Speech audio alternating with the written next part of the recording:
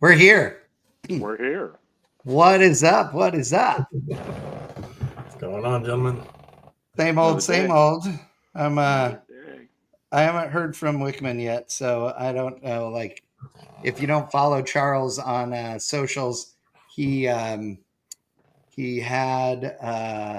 his surgery, or his stitches and everything out from his surgery on his leg, and now he's starting the wonderful world of physical therapy. So Yeah, I'm not sure. that incision looked gnarly. Oh, dude. Yeah. It's they had to. I mean, it's like a foot long. I swear to God. Mhm. I mean, You can follow his adventures at hashtag, or no, what is it? It's at Human Crash Test Dummy. yes, exactly, exactly. That dude has That is- worse luck. Oh my God, yes. I mean, all the time. Like cars, his body, I mean, Jesus. Like it's unreal. I mean, his wife Amanda is just, bless her little heart. I can't even imagine. Oh, but that poor bastard. He at least is moving in the right direction. So that's good. That's good for sure. Yeah, he's about to max out the punch card at the hospital. Oh, I know. Yeah. I mean, that it has to be like the emergency room has to be like, no, dude, we don't like you anymore. Like, please don't come. Well, he gets wheeled in, like, okay, your usual room, sir. Okay. Yes. Yeah, exactly. Like, they don't even bother asking room. They just want to know what knows happened. you by name. Right. Yes. Yeah. When they're like, hey, how you doing there, Charles? What's up, Chuck? Back so soon. Yeah. Nope. No, gracias. This time. Yeah. Yeah.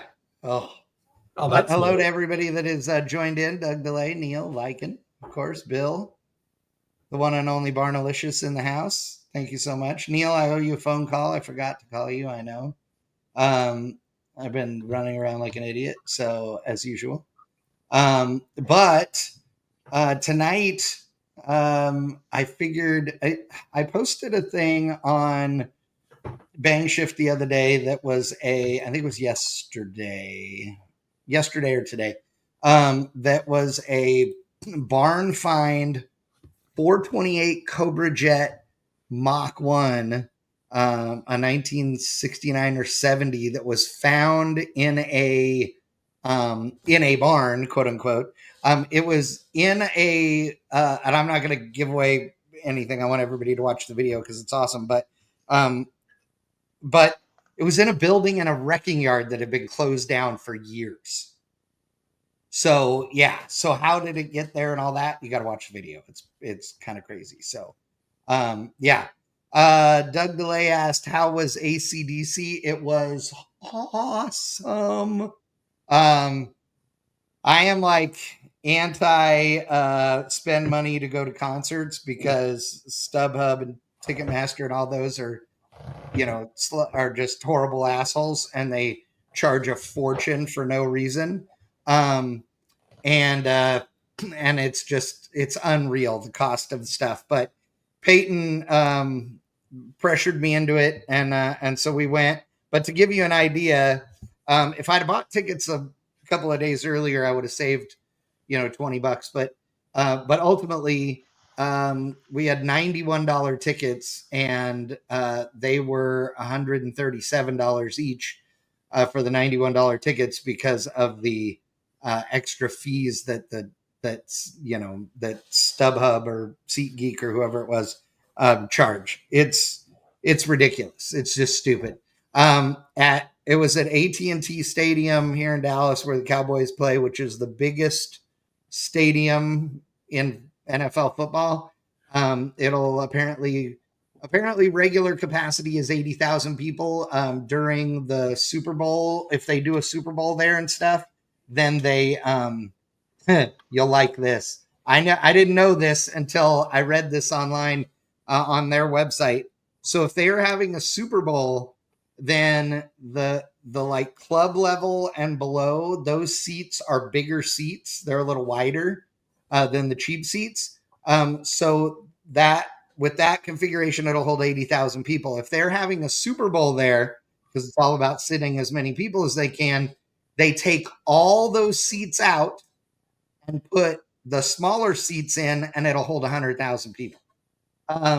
And as if they weren't, charging enough for everything, the cheapest parking at the stadium was $49. $49 was the cheapest. $271 parking if you wanted to park right next to the stadium.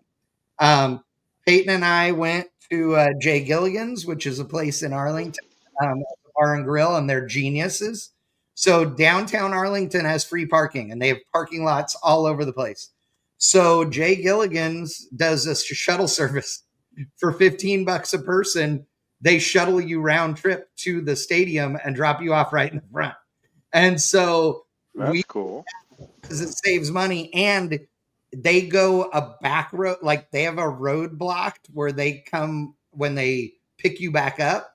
And so traffic can't go down that road. So everybody else is sitting in line forever to get out of the place. We walk across the street and down the block and get on the shuttle in a blocked off street and then go out the back way. And we're back at the car like in 10 minutes. It was awesome. So it's a great deal. And Jay Gilligan's is smart because everybody except us was pre-partying at Jay Gilligan's or partying after the concert at Jay Gilligan's. So it was amazing. But if you are, Doug, like if you can get a hold of tickets, they're at the Rose Bowl on Friday, as in day after tomorrow. And I would highly recommend it. Angus Young is a bad mofo, let me tell you. Like he was unreal. Brian Johnson was great. Like all of them were excellent. They did a great job. But Angus Young is 69 years old and he runs around and dances around and does all his normal antics. Like you've seen him doing for 40, 50 years, whatever it is now. Cause he started ACDC in 1973, actually. So 51 years ago, but like Angus Young of the 80s to now, it's the same. I mean, he probably weighs 30 pounds more than he did, 30 years ago. And he's an old dude. But he still is running around on stage. He plays unbelievable. The sound was great. They killed it. They absolutely killed it. They played for over 2 hours, just over 2 hours of actual playing time. It was awesome. And the band that opened for them was called the Pretty Reckless. And I know McTaggart knows who it is just from a group chat that we're in. But the Pretty Reckless is a band that's led by a girl named Taylor Momsen, who's like 30 years old now. But you may know Taylor Momsen from a little movie from the year 2000 called the Grinch Stole Christmas, and she was Cindy Lou Who, the little girl in that, and she is not that little girl anymore. Let me tell you. I'll show you a picture of her then and roughly now. She is a badass. Like, I mean, really good. They played for 50 minutes. And it was great. If I can just hit the right button, I would share this with you right now. She's awesome. Like, it was really fun to watch them.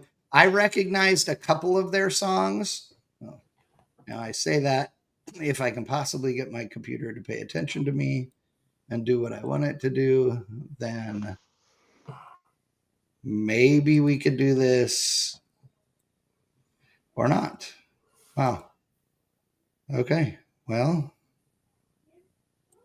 No cooperation. no, it is not letting me do this now.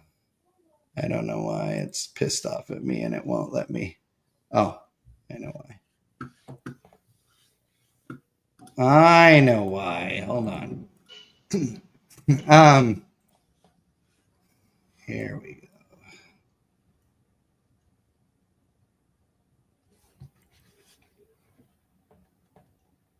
Awkward silence.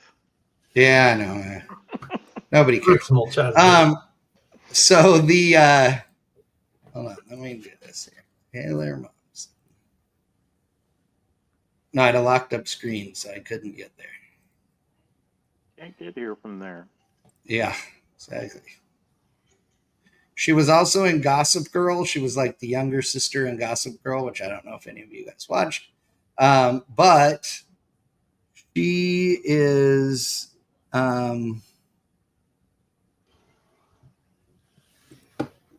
yeah. She is cool as hell. So there she is. So that little Cindy Lou Who turned into this chick, and she can sing, dude. She sings really well. Like, her voice is amazing and really hard rock. It's really cool. The band was great. Like I said, they played it for 50 minutes. They started at 7. They played for 50 minutes, and then we had an hour of downtime before AC/DC came on, as they were, swapping everything over and all those things. But it was pretty cool. Oh, Wickman's back. Hey. Yeah. How you doing? I had my first day of physical therapy, and I took I was hurting pretty good. I took one of my pills, and I literally just woke up. Nice. I'm sorry. No, you're good, dude. I am just gone right now. That's awesome. We're just jealous. We're just jealous. I didn't even realize what time it is. I'm gonna switch over. I'm gonna hang out here for a minute. I'm gonna switch over to the laptop. So. Okay, yeah, whatever you need to do, dude. No big deal. But yeah, I'm on the phone on the couch. So. Okay, we were talking about ACDC. Let's see. I'm reading the chat here. Time for a vodka and some kind of mixer. I like it. Brian Wibbenmeyer says he's got tickets to the Nashville stop. It was great. You're going to love it. Yeah, you're absolutely going to love it. It's great. The Doug says my problem when I go to shows, I like t-shirts. Well, dude, you and a jillion other people. It's absolutely nuts how much apparel they were selling. I mean, just absolutely insane. I was blown away. Me and Peyton were both just completely blown away by the fact that the people were waiting in line. I mean, I'm talking like hundreds and hundreds and hundreds of people in line at all but one of the apparel merch booths that we saw. And it was the one that was nearest to our seats, which were in the nosebleed of nosebleeds. We were 5 rows from the very top. It was still absolutely worth going. It was awesome. So yeah, it was good. You can buy all of the tour shirts that I saw anyway. We saw them online, and you could buy them for as little as 20 and $30. So, I figured that instead of spending 50 for it at the show, I'll buy one online this week. Yeah, Neil says the only way bands make money anymore is on merch. So, yeah, the music industry is so screwed up now that they don't pay artists, for making albums or for album sales, I should say. And so, so concerts and merch are how they make money.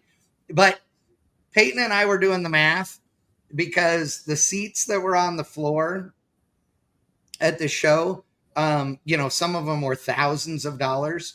And I mean, like $6,000, $7,000, $8,000. And other ones were $400 and $500. We did a little counting between, the Pretty Reckless and ACDC, and just doing a really quick beer math count.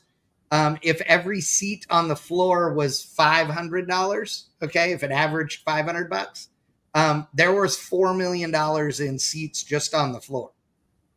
So, and again, that's a fraction of the number of people that were in the whole stadium. The place was packed. There were a few empty seats here and there, like around us, but literally like onesie, twosie, kind of deals. It was pretty nuts. So, yeah, it was crazy. Last year, I went to Foo Fighters, which was at Empower Field, the stadium where the Denver Broncos play. Yeah. And that was, I'm not a crowd person, but I mean, the amount of people that were there was just mind blowing. I mean, you see concerts where people like wearing or flying flags from other countries. I mean, you easily 20 countries, different flags you could see. Yeah. People were waving. And I met a young couple from Ecuador that was there just to see the concert, just because they were trying to get tickets to go to pretty much any Foo Fighters concert, and they scored one for in Denver. Yeah, and I love that. I was looking for ACDC tickets outside the country, because my deal was this: if I was going to have to spend $300 to go to the show, then I might as well spend $300 to go to the show somewhere that's cool, instead of here in Dallas. I would still do that if I could get European tickets or something. I would do that. And I know that sounds funny coming from the guy that just said, screw $91 and this and that, but it would be a whole different thing. It wouldn't just be the concert, Yeah, at that point, you're doing a full-blown vacation. You might as well just go broke. Exactly. But it was cool. It was way, way cool. They were awesome. It's the first time I've ever seen them. They're my favorite band. I've spent my entire life wanting to go see them and never have. And let's face it, this is undoubtedly going to be the last concert tour they ever do. They toured all last year already. And so, I figure, there was a part of me that was a little bit afraid that I was going to be disappointed and go, man, I wished I'd have seen them when they were young still or whatever. Thankfully, that is not the case, because it was epic. It was great. And me and Peyton had a great time. So we really, really had a great time. So it was cool. Jet Black is talking about meeting Malcolm Young in his Balmain home in 1985.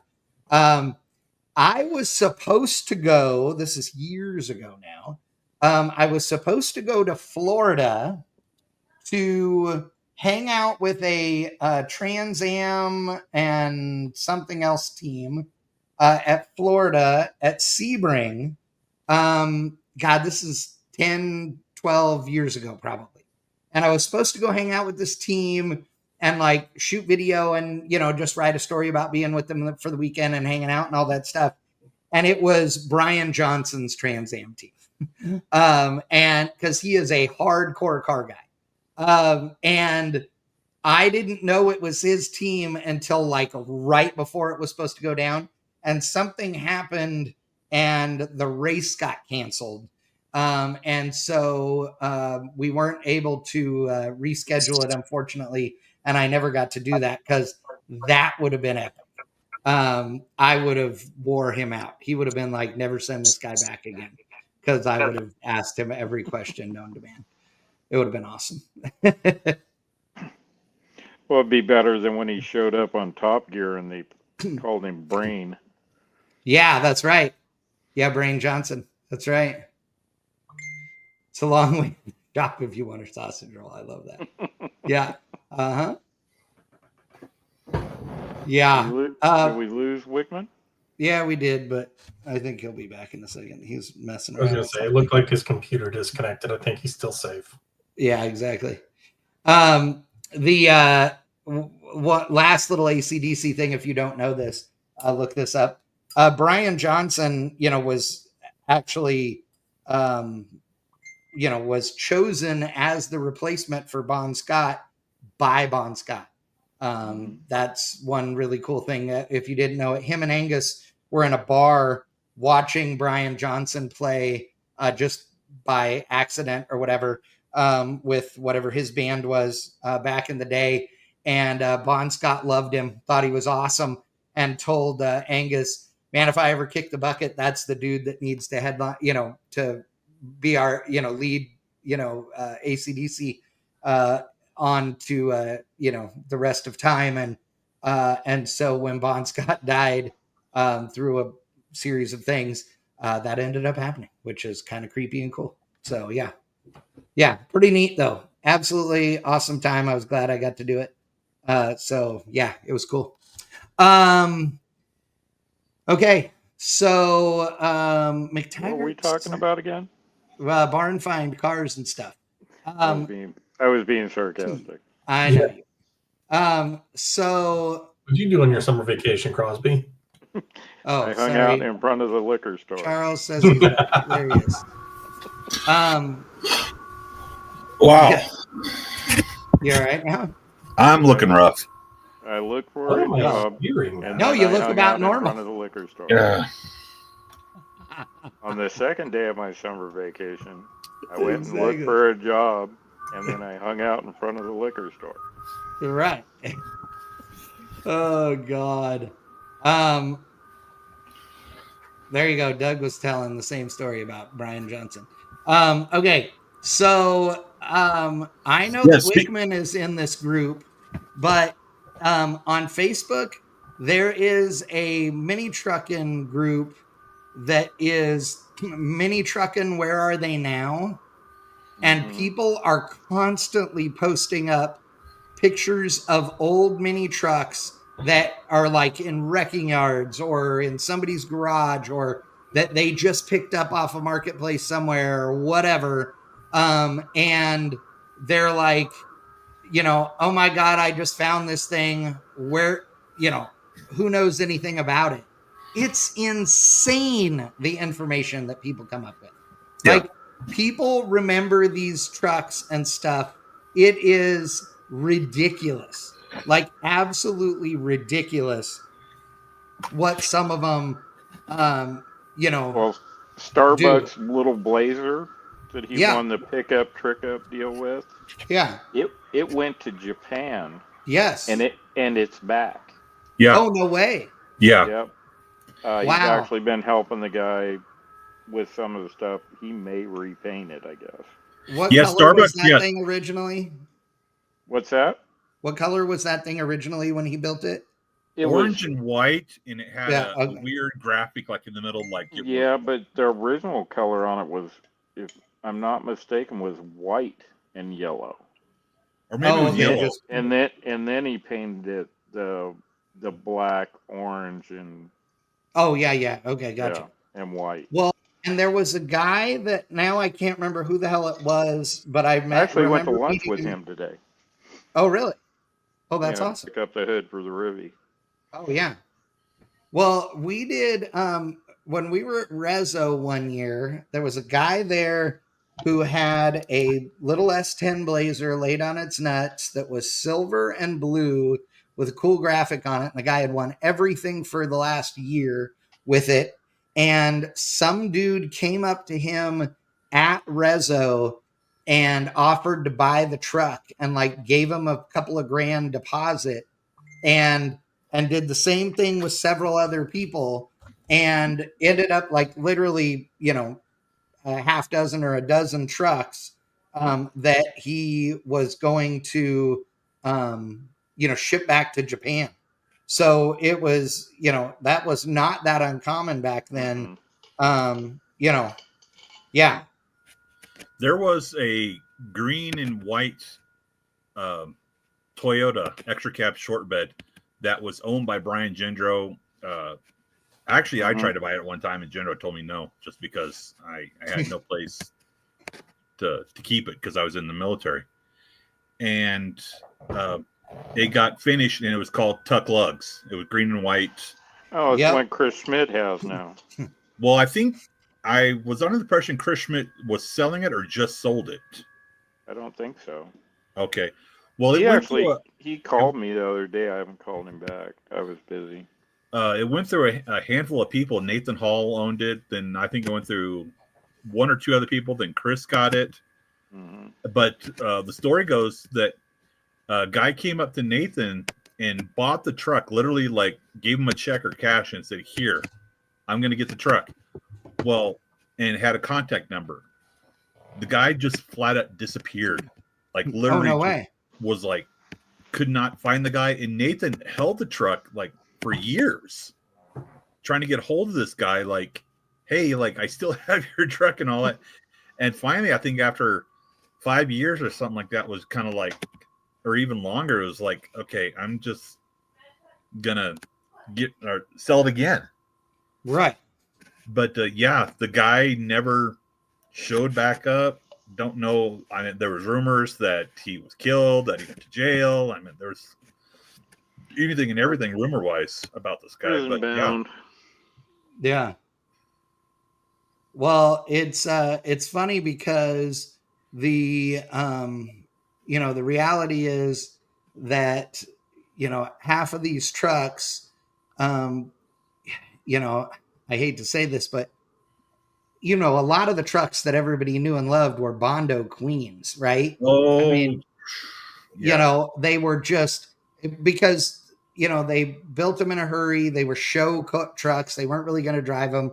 So instead of shaving stuff the right way and this and that, they just putty over everything. And the problem was that a lot of that shit just doesn't survive well, because if it's not kept in really, really good climate controlled conditions, then ultimately at some point all that Bondo's popping off and and all of that. I mean, there are a lot of people that smoothed a lot of stuff and didn't do it the right way at all. I mean, and It when wasn't I say body work, it was sculpture. that's exactly right. Yes. There was a blue Mazda extra cab that was on the cover of Mini Truck in late 90s. I want to say maybe 97, 98. It was out of Central California, had centerline wheels, and it was like cheapest cover truck built for like $3,500.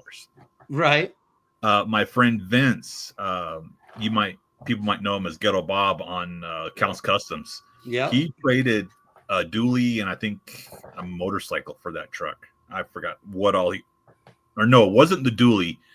It was his S10 and cash or something like that for this truck. And we went out with an empty trailer to Endless Summer 98 or 99. I don't remember what year.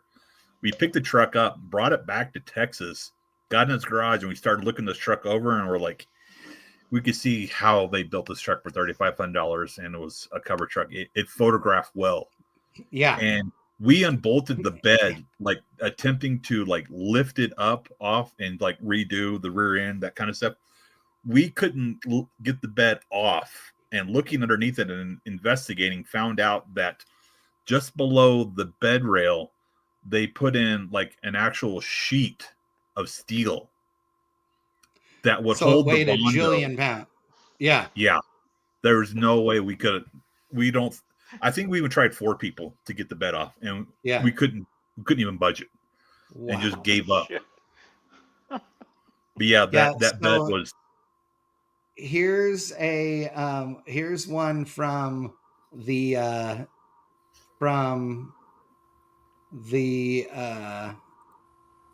this Facebook group. And, that one. And, it says, which issue of Mini Truckin' was this in? And here's a dude right here, pulls it up and has it. I mean, I think it looks good with the wires, but they're not right for that. Right. That paint and everything. I mean, this is what's right. The billets, but I mean, Jesus. I mean, how do you? And look at this, guys with, full collections of Mini Truckin' and everything that are looking through all of them. I mean, that's awesome. That dash in that truck was like way ahead. I mean, having a flat screen on that side. I mean, oh yeah. I really like that dash. I'm not a fan of like some custom molded dashes, but for some reason I really like that one. Yeah. But there was someone posted yesterday, maybe it was early this morning. My times are just so screwed up right now. It was a white Mitsubishi that had pink graphics going down the side. Ooh. And the guy was like, "Hey, where's this truck at?" And during my Mitsubishi phase, I was trying to find like any Mitsubishi that was in Texas, like that may have been like, again, this was kind of like ahead of its time. Like, hey, where's this truck at? Are there parts for sale off of it or what? Because I was, like I said, going through this Mitsubishi phase. I had a couple of them, and tracked one down that was painted by a graphic artist out of Waco called Von Otto. He's the one that did the graphics on that, and actually got a hold of him. This was 20 some odd years ago. And he's like, "Oh yeah, that a bunch of those trucks I did here in the Central Texas area, for some reason they all got crushed." He's like, "It sucks that I put all that work into them and they got passed around, and one thing led to another, and they just ended up junked." But he's like, he's like, "I know for sure that one ended up in the junkyard, and someone I knew what junkyard was at, sent a guy out to get some parts off of it, and found out it was crushed and gone." Yeah. But even Stacy Campbell, he had one. I called him and about a Mitsubishi. It was like his first mini truck he had. Right. And he's like, "Oh yeah," he's like, "that thing is like way gone." It's like that got totaled. Some kid bought it and totaled it and junkyard and crushed. You never know. You never know. Seems like every Mitsubishi I was after the time was crushed and gone, and that's when I switched over to Mazdas. Right. Well, they made a lot more Mazdas than they did Mitsubishis. Well, that's the thing too. It's like I've been looking at Marketplace. I'm looking at Mazdas, and you can find regular cabs all day long. Try to find an extra cab mini truck. Nissan, Isuzu, Oh, yeah. Mitsubishi, Mazda, Toyota, you Yeah. cannot find them. No, they're much more difficult to find. Extra cabs That's are what basically you like, need, Wickham, is another project. I know. Yeah. I've been talking to Dave about the Suburban anyway. So, oh, and I was gonna actually hit you up about some questions I have for the Suburban, but Me or okay. Crosby? Oh, go back up a little bit. That one right there, the Ford Probe. Yeah. That is for sale locally here. Okay. It was. Oh yeah, Flagler, Colorado. It was a pretty crazy build. I mean, it was full on Nope style. Right. For Horrible the pictures. the later 90s. But yeah, this guy was asking like a crazy amount of money for it. But the windshield's like been busted in. So it's just been filling up with snow and water. Yeah, it was busted in by the rear hatch. Yeah, it looks like the hatch blew over the rear hatch went over the whole of the roof. That's why it's all banged up right there, and then the wing smashed the windshield. Yeah. Done. So yeah. CS fucking I right here. Let me tell you. So yeah, it's for sale for like, he was asking some crazy amount, and then the last thing I saw was like $3,000. Yeah, it's on here for $3,000 right now. I wouldn't give him $3 for it. I would say I'm a closet fan of the Probe, the first gen and second gen. You know, apparently you're not alone. But apparently there's lots of people in the closet who love Is that the what Probe. you do when you're in the closet? But to be fair, you teed that up way too left easy. yourself wide open to the Probe. I know. Yeah, exactly. Wide open to the Probe. But yeah, it's just, again, you don't. I mean, I see what you did there. When was the last time you saw? I love you. When was the last time you saw a Ford Probe driving down the road? I mean, last time I saw his Probe has was actually at King of the Heap, and I will give the Probe the respect. If you actually build the engine and treat it like it's supposed to be treated, they're a little sleeper hit on a road course. Yeah. Oh yeah, probably. Yeah. But that's another one right there. That Frontier, that was owned by Brandt from Graphic Disorder at one time, and I believe it went overseas. Yeah. Oh yeah, it's overseas last time I heard, according to. But yeah, that was a really crazy build. I mean, that was another one of his trucks that was in a wreck, and he built in a different way, and got magazine coverage, and then just disappeared. Yeah, mini trucking video game doesn't sound like fun to me. No, Bueller just hit me up and said that. What did he say? I built that red Probe you're talking about. No way. Yeah, Kerry Bewley. Really? Okay. Oh, he did. Yeah, he just put it up on the chat. Wow. Yeah, because it figures said he Kerry found his Bewley truck have in something Mexico. to do with a Probe. Yeah. Foxtail on it, but a Probe. Yeah, because that one photo of the Probe was Gauge Magazine, and that is, I can't think of his name. Bueller. Bueller. Yeah. Bueller did the paint on that red Mazda, but he, the guy with the Mazda owns Gauge Magazine, runs it. Yeah. I'm not sure if it's still around or not, but I think it is. I think he's still doing coverage. Kerry wants to build a golf cart. With a body of a car on it? No, that's an ongoing joke between me and Bueller. I've got segmented pictures of him ending up underneath a golf cart with a guy named Lumpy driving it and me hanging off the back. That's awesome. Oh, I don't know if you've seen the latest video or not from Grindr with his Tacoma. Yeah, it looks great. Those new wheels that he got. Dude, those things are badass. Yeah, what's the name of the company again? Company called Billet Tech. They don't have any social media. No. Billet. Then tech, but it's one word. Yeah, but they do have a website, supposedly, I thought. No, not yet. I hit up Brian at Grindr, and he's like, email me for contact info for the guy. Oh, okay, gotcha. But he says he can really nice looking wheels. basically he can build one-off billet wheels. Right. I mean, you come up with the design. Pricing, I have no idea. I'm sure it's like I'm sure they're through expensive. the roof. They're out of Japan, so they got to be expensive as well. Then, of course, then shipping from Japan. So, but I meant, oh yeah, it'd be kind of crazy to have a set of like 18 or 20-inch weds. Oh yeah. I would have somebody build something that looks like an old Majesty. I know. I heard that people were hitting up Chris Boyd about building wheels, and he's like, "I can build anything." This is basically, but you're looking at $2,500 a wheel starting out.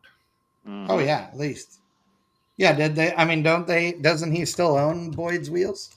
Mm-hmm. It's under like, it's like, it's Chris Coddington Wheels Yeah. or something like that.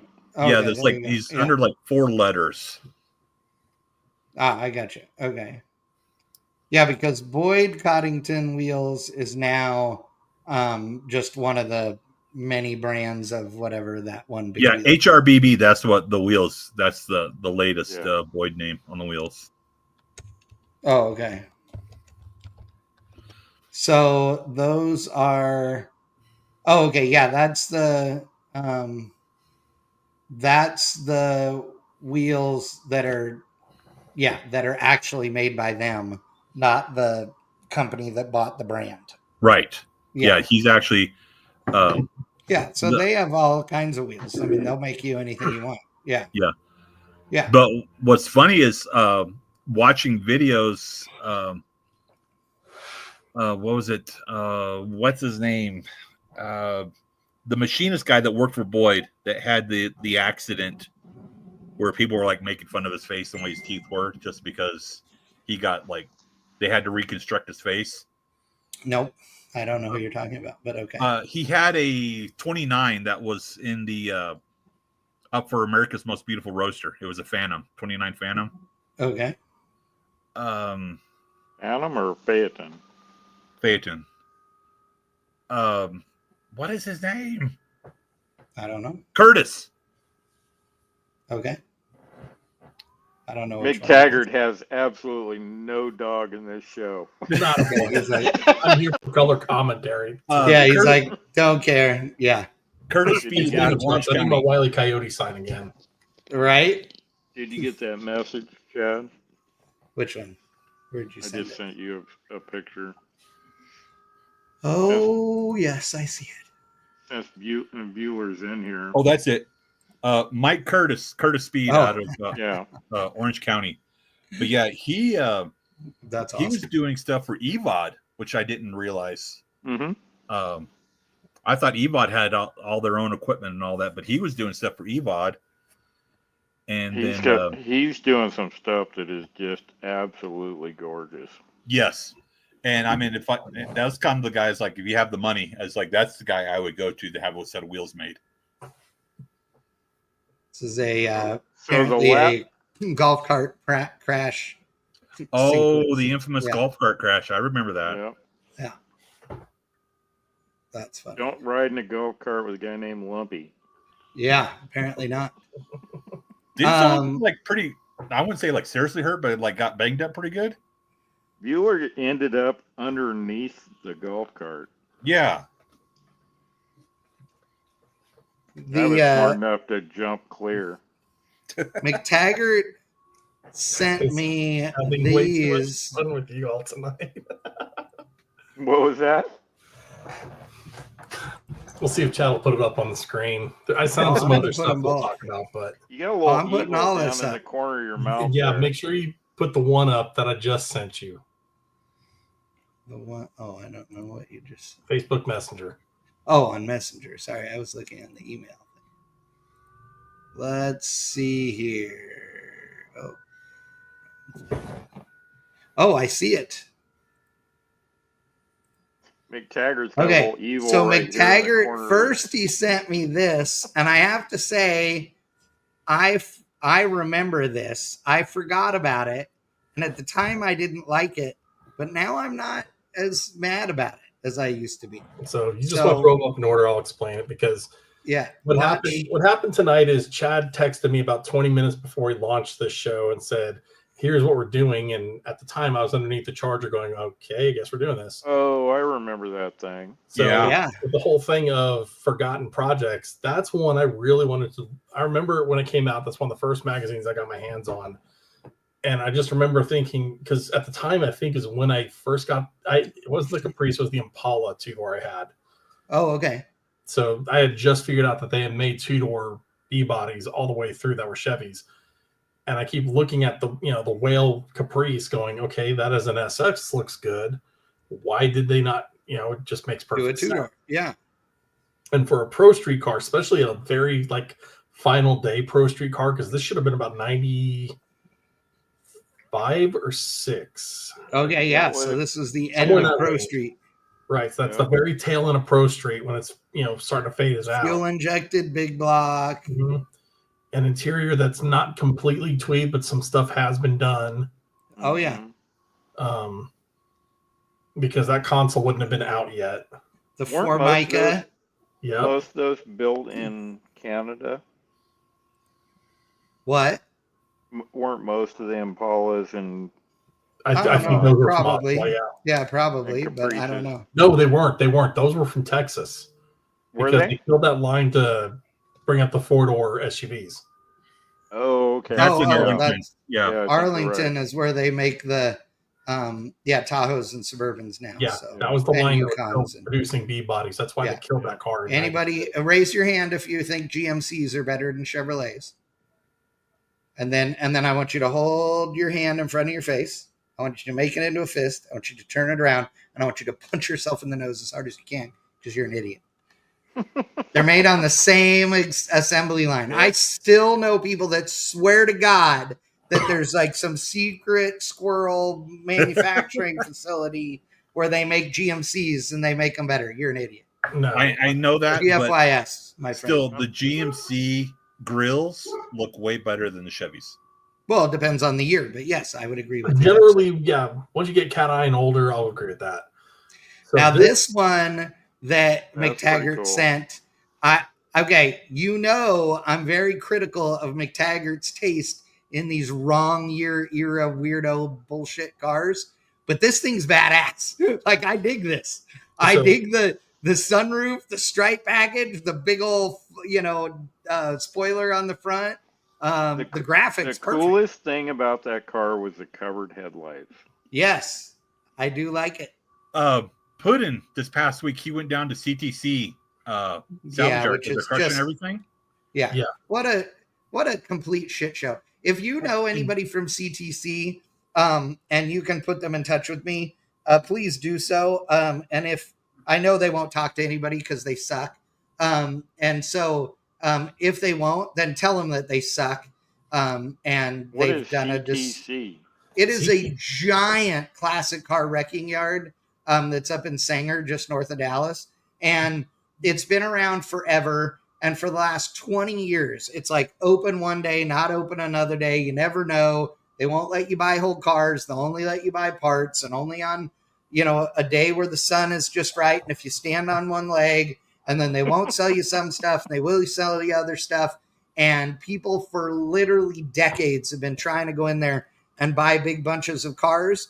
And it just went public in the last few weeks that they're completely closing up. And they literally just brought the mobile car crushers in and are just crushing everything. 3 of them. And we're talking hundreds of cars.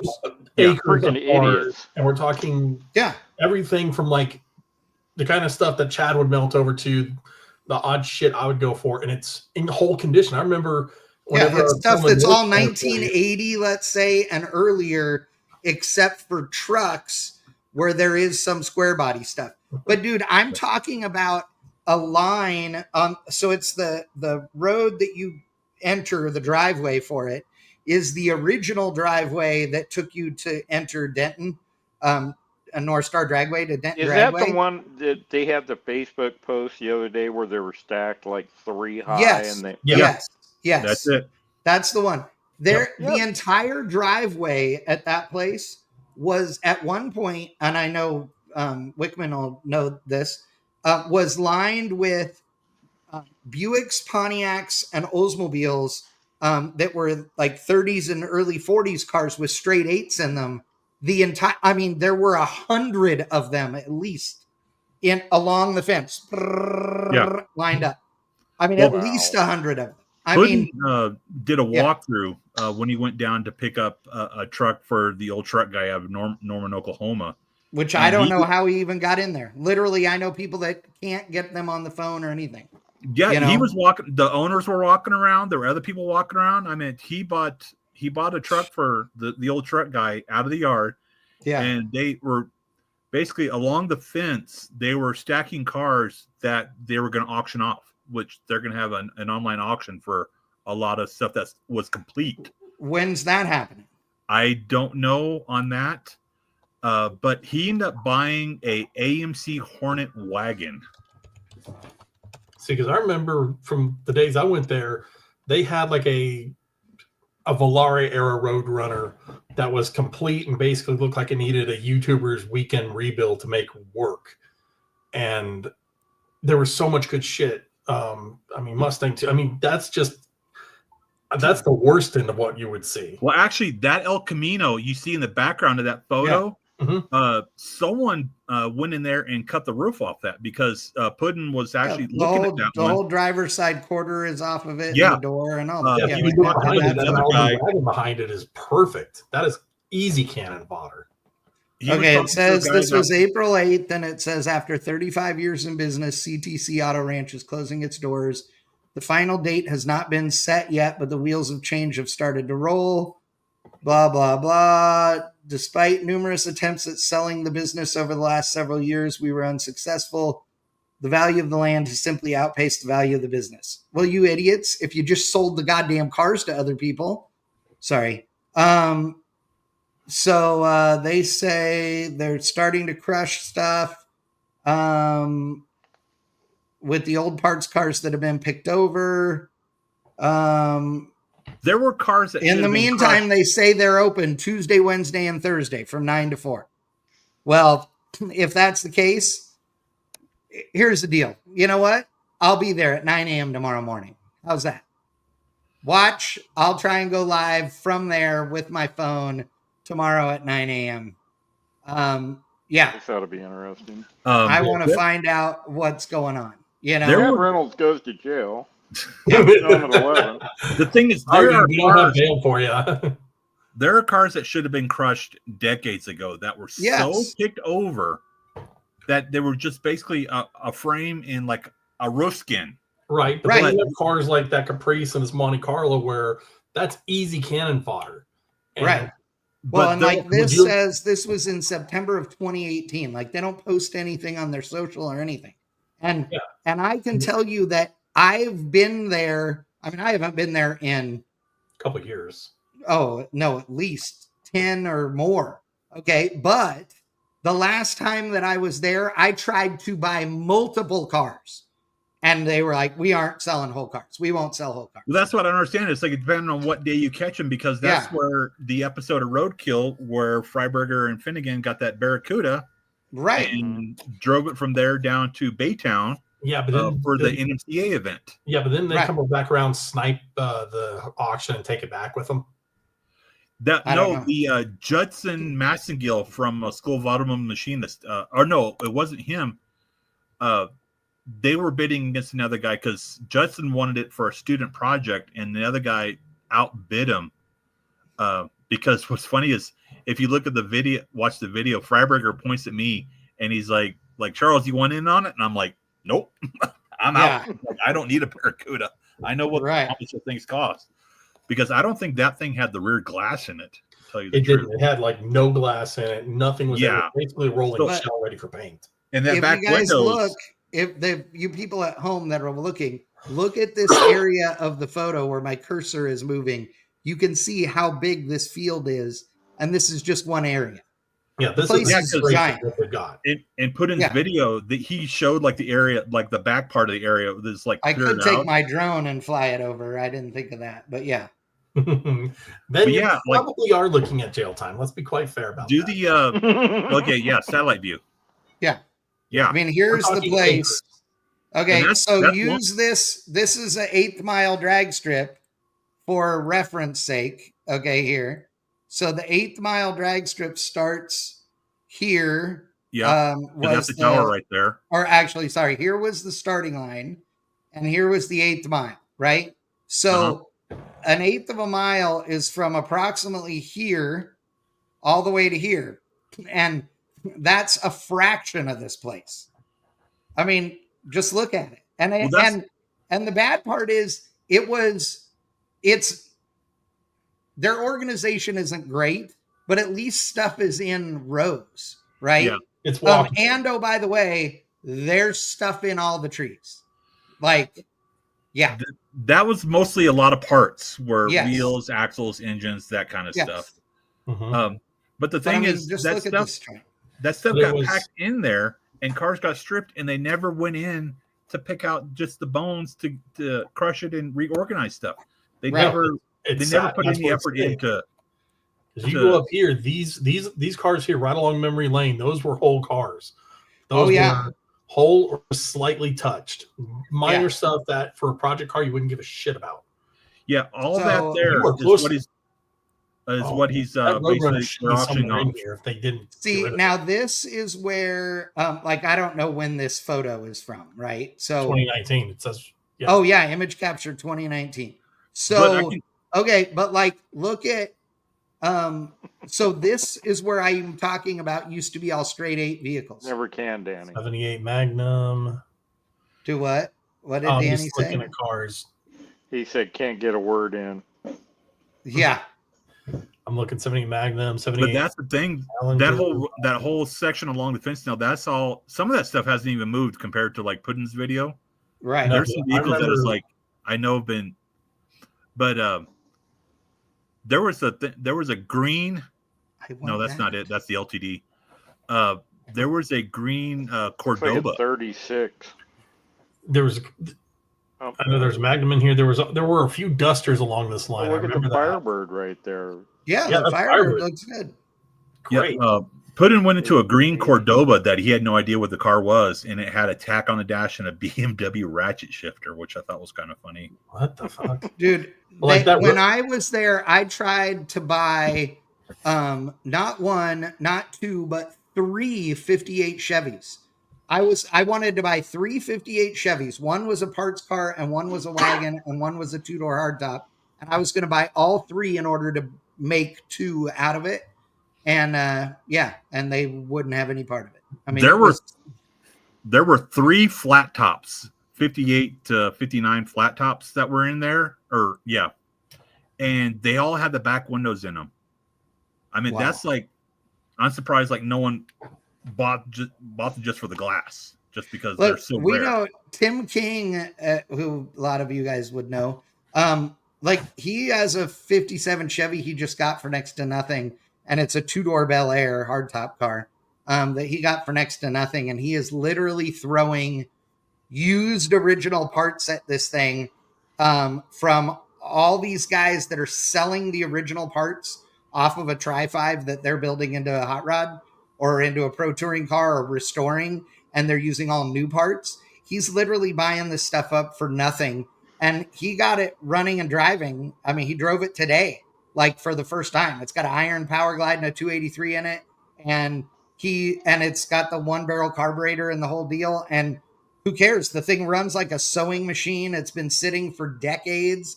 The paint, if somebody had like rattle canned some stuff all over it, and he sanded all of that off to where it's the original red mostly. He's not going to make it into a nice car. He's just going to make it into a fun driver. If you want to see the car more, you can go on Bang Shift, and it's the budget Bel Air build. And it's awesome. Like, you can do a car for cheap if you're willing to just do it the way that where parts just present themselves, you know. Mm-hmm. That little patch of trees, if you go back, on the left, over here, you mean? Oh, yeah, over there. That was all 58, 59, 60. I think a few 61 Impalas.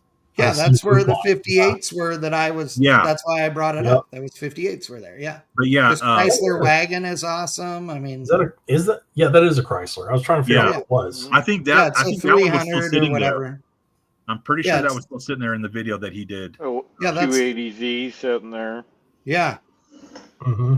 But yeah, that's where mean, that unibody Ford truck right there. Mm-hmm. Yeah, but it was missing the tailgate. It's still sitting there. Yeah, that was the first thing I was like, the tailgate's gone. So yeah, what? square body Chevy pickup right there. I mean, yeah, all those were gone. The I mean, Mustang it's a Wickham bed truck. I mean, these are 6 years of old photos, but still, there is 90% of this stuff is still there because these bastards don't sell any of it. I swear to God. Mm-hmm. That's why I mean, business the AMC, good. The red AMC was still sitting there. The Spirit. I remember that Ranchero. Yeah, I mean, all these old Chevy 4-doors. Yeah, full row Firebird. I think it's Firebird and 2 Camaros. Yeah, and the Firebird is a turbo. Turbo whatever. TA. Yeah, yeah, turbo TA. They were saving all the complete At least cars. the wheels are. They had a whole section of G bodies that they were saving. I think the Camaros and Firebirds, if they were complete, they were being put off to the side. 66 4-door right there. That Mustang in front of it's been there forever too. I remember seeing that when I was at North Star. Yeah, four-eyed Fox body. That was in the. Or no, I'm thinking. Oh, that's right, because McTaggart's been there because when we live streamed, I filmed quite a few times there. Yeah, 59 2-doors sitting there. Look at the multiple El Caminos right here that McTaggart wants right now. I mean, this place. The dart in front of it wasn't that this place didn't have good stuff. It's just that this place was very weird about selling the good stuff that they had. It just depends on what day, because like Puddin', he was like, "Oh, I need this piece of trim," and one of the guys working there came over and helped him get the trim off, and they're like, he's like, "Oh, what's this gonna cost me?" And they're like, "Oh, you can just have it." So it's kind of like it didn't happen. That place. Yeah, it's like it depends on what day you get them on. Did you get them in a good mood or in the bad mood or what? So it's like, right. What does it take to get them in a good mood? I mean, Chad's got links. Are they on the drugs you're on right now? Here, folks, I'm not your brownies. Yeah, apparently. All right. Well, I'll see what else I can find out about Mike Cotton. It's in Denton, Texas. Newbern tried to go there the other day when he was on his way home. Newbern put up a post and said, anybody know how to get a hold of these people? And because he was traveling on a Sunday, and everybody was like, yeah, good luck, dude.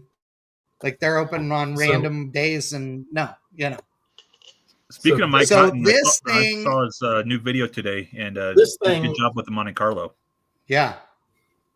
This thing makes me think of Cotton because he's Mr. Graphics Painter, and I love it. Yeah, the timing's beautiful. This is the only image I can find of this truck anymore. This was one of 4-Wheel and Off-Road's projects and giveaways. Oh, okay. And this was like one of the first project vehicles I paid attention to because my stepdad had the subscription. You saw this thing go from a plain white F-250 into, I guess, the big brother to a Ranger Splash. I'm not sure what the deal was. I dig the fog light deal, the lower valance. I dig the overall vibe, though. I'm not a big custom paint type. But that lower valance is absolutely Ranger early Splash. 90s. Yeah, that's early 90s. Yeah, it's just Ranger Splash that's widened or something along those lines. Yeah. But this thing was part of a giveaway. And then this thing fell off the face of the earth, and I could not begin to tell you what happened to it. And it's one of those things, like the Caprice Coupe Pro Street deal. I'd just like to know where it is and if it still exists in one shape, form, or another. That was the infamous purple, green, and white phase that it seems like the custom car culture went through. Yeah. Oh, yeah. There were so many vehicles. Well, it's an early 90s. Purple, green, teal, and white, and painted to look like a Dixie cup. As opposed to the burnt Carlson Tangelo and purple cars that he always. Oh yeah, you got to where you couldn't tell like any of Bert's cars or trucks apart. Because I think he was. Cotton, if you want to join me for my mini truck build, you are more than welcome, Mike Cotton. My Mighty Max build would be fun. Okay, I have to tell you this thing. I'm not mad at that, and it makes me feel weird inside to say that, but I'm not mad about that. I feel like there's more going on than this is just a slammed K car, and that this is like rear drive now or something. Like I have no confirmation on what the thing's about. It was done years ago. Mini trucks and couldn't help myself. That's a late 90s, early 2000s build.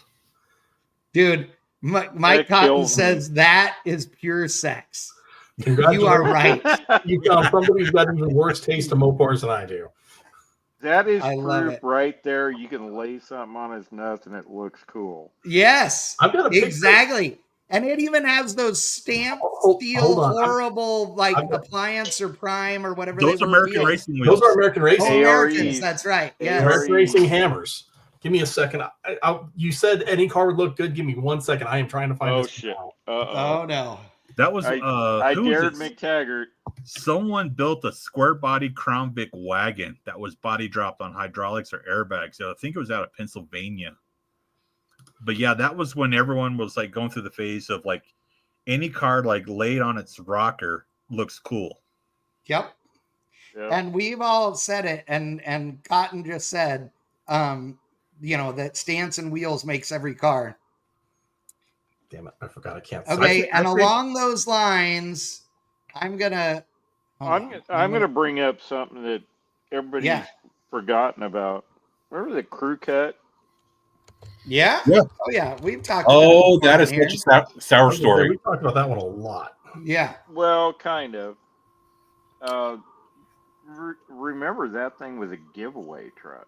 Yeah. Yes. The a truck. lot of people forgot about that. They actually had to disable the hydraulics, and some girl won it to give it away. I remember right? Yeah, Brandy out of Mississippi won it. Yep. But where? Okay, go ahead. Where my truck was at in Ennis, where it sat for 3 years, getting a week's worth of work done. He had the crew cut dually at his shop for a number of years, basically for storage. A week. Yeah. Yeah, it got a week's worth of work done. What were you having a footprint gas pedal installed or what? No, it's a long story. We don't need to talk about it. It doesn't matter.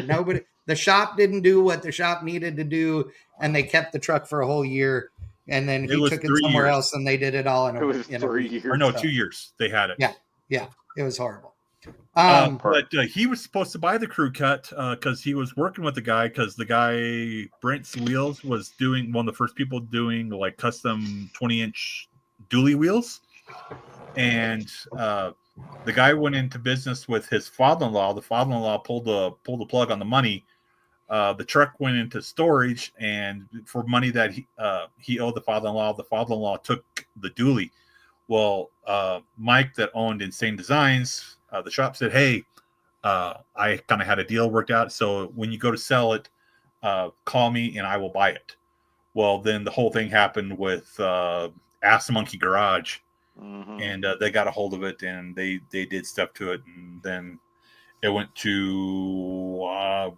I actually have to give them credit on that. I think they actually did a pretty decent job. Yeah, resurrecting that thing. Apparently, I don't know. I haven't seen it in close. Close yet. Then it went to a guy in Florida, and Mike something, who's into jewelry, gold and silver shops, kind of thing. So, I have to give them credit. They actually did a really good job on that. So, along those lines, though, of wheels and stance, Doug DeLay isn't agreeing, but some are. Cotton is right. So I didn't bring this up in another group chat that we're in because there's a guy in the group chat that I don't want his feelings to be hurt, but I can't help it now because we're talking about stance. So I'm going to show you guys a truck, and this is not this wasn't the point of the show tonight, but we don't care. This is our normal. So this truck, you look at this thing and it's rad, right? I mean, it's that angle. It looks amazing from this angle, right? That truck is beautiful from that angle. Don't ruin it for me. Okay, so it's beautiful, right? And this is a Roadster shop built truck, okay? And there are a couple of things I've learned about Roadster shop customers because of some friends. But again, right? Beautiful. It looks great, right? Even looks Yep. okay there, right? Mm-hmm. Yeah. And then there you're like, wait, what's wrong here, right? Yep. Then you're here and you're like, oh, wait, this isn't good. And then you're here and you realize, oh my God, they've fucked this up. Yep. So if you have to have a wheel in 6 inches inside the fender, you're doing it wrong. So no offense, but Roadster Shop, stop building trucks you know nothing about. Like, it's just embarrassing. Like, dude, seriously, I would never, like, who in their right mind builds this truck with that front wheel and tire under it? The other thing, if we're going to get really critical here, like, the rear wheel and tire fitment is amazing. It's got a lot of tire. I love it. It's a big on the step wheel, side but it too. looks right. Yeah, and it's a shaved, rear on the step side. Still I like a half an inch too high in the back. It is. It's a half inch too high in the back. And the other thing is, okay, dude, you don't paint all the stuff behind the grill in shiny gloss paint, because then I can see all of it through the billet grill. All of that should be satin or flat. You want all of that to go away, dude. Seriously, if I want to see the core support, the radiator, the condenser, all that stuff, I'll leave the grill out of the goddamn thing. Like, okay, to go back, that is a GMC all grill. Over your camera and shit, let me ask you a question. What's going on with the grill opening? It's GMC. No, I get that. What's with the perimeter around the freaking grill? Because it's a billet grill that they powder coated black, and it's like doesn't fit in there right or something. No, because they took the chrome insert out of it instead of just painting it. They made right. Yeah, and now it's gone completely. So you have this full floating thing. What does that say? Old men yell at truck. Yes. Shut up. that front 3/4 angle, it literally looks like a 60 Volkswagen Bug with a 6-inch narrow beam. Yes. Right. Yeah. And you know what? There's a reason for that on a Volkswagen, because this area right here of the fender rolls in so far the tire wouldn't clear. But you know what? Their excuse would be, oh, well, if you want to drive it low and be able to turn it, then it needs to have the wheel in that far. Not if you've built it correctly, it doesn't. Right. Yeah. Right. If the steering is wrong in the thing, then yes. You put in the slosh tubs and you got all the clearance you need for up to absolutely 22s.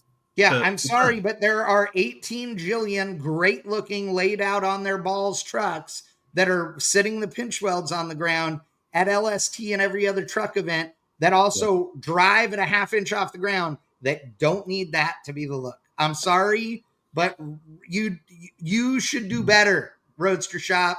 That's not right. You need to do better. Have you seen the videos of McGregor's OBS frame with the walk around he did? Yeah. Oh yeah. Very nice.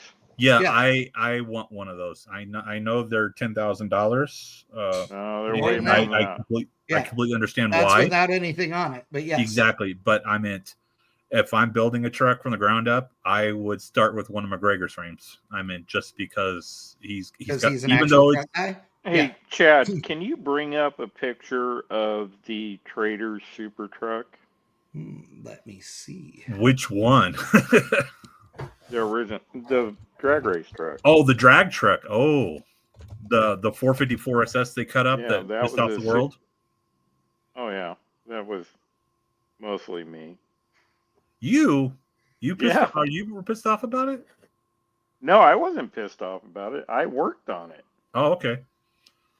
And that actually was a SS 454 that we took apart, which I thought was just stupid. All it was I don't see anything on it. I don't see a picture. If you look, I'll find it. Find it, Wickham. If you look at the windows, so go to a side view of this truck. Oh, okay. I even like the Corvette looking wheels. I do. I've always loved those wheels. I know. Thought they were cool. I don't like it, but I could even get on board with the exhaust coming through the roll pan. Yeah, I mean, I don't. It's not my favorite, but I'll let it go. And it's right. It's a 90. It's the right dash and everything. Like, you know, I mean, The square dash. Yeah. Yeah, yep. My preference. I actually like that dash better. Me too. I much prefer the square dash. Yeah, and this is the world's greatest factory cup holder for a truck. Oh yes, yes, I found one in the junkyard. They pull up and out, and they'll hold a quadruple big gulp. Like they don't give a shit. I found one in the junkyard, and I could not figure out how to unbolt it to get it out, and I gave up. Oh, I can tell you how to do that. Really? So show a side view of the side windows. Okay. I don't like the wheel tubs, and I don't like that blue. No. I do like the engine compartment with the aqua engine and everything blacked out, but it looked like everything was satin in the engine compartment. Yes. Yeah, they should have used some of that in front of the radiator. Yeah. Cotton's right there. The Corvette C4 wheels, the customs, look great on that thing. Okay, so look at the bottom of the window and the bed line and the top of the front fender. Say that again. Say that again. So top of the front fender, top of the bed. You draw a line straight through it. Move that edge up like we did on the Super Truck. Oh, yeah, because this edge is a little lower than that. Yes. No, the window edge is below. Oh, the window. So we moved that up. Oh, so yeah. It looked chopped. Right. Well, yeah, because the window became shorter. That makes sense. Yep. And they just modified the mirror. And we are utterly disgusting McTaggart. Yeah. He does not Don't care. worry, I got a response for all this shit lined up. Oh, I know you do. Okay, well, let us have it there, big dog. We deserve it. I sent it to you in Messenger. Say what? It's just like the K car. It's in Messenger waiting for you. Oh, okay. Hold on. Yeah, trying to find images of that truck. This? No, that is not it. That I sent you the last one. Okay, hold on. Let me see where it is. You'll know it when you see it. Oh, here we go. Oh, okay. Well, no. You know what? I'm going to surprise you here. All right, so he's trying to make the point that if wheels and stance will make anything cool, here you go. Uh-oh. And I mean, well, Wickman owned one of these, right? Isn't that a Fusion or is that a Taurus? That is the newer. I had the older one. Okay. That's a Taurus. But I'm not, it's a Ford, so I'm never going to own it. But that thing's way cooler looking right there the way it is, other than the giant exhaust pipe hanging out the back. Because of the fact that it's lowered and has wheels on it. So, yeah. But I get your point. Thank you very much. Smart ass. And I love it. I mean, there's not much else for me to do here tonight. Let's be honest. You still like Mopars, so. Yeah. Hey, I love it when you throw shade at us. It makes me laugh, and I approve of it. So found it. In all honesty, I've hit the wall on the charger for now, so I gotta do something. I'm literally at a stopping point. Oh, here we go. Yes. Okay, so speaking of course, it's a little tiny picture. Hey, I know.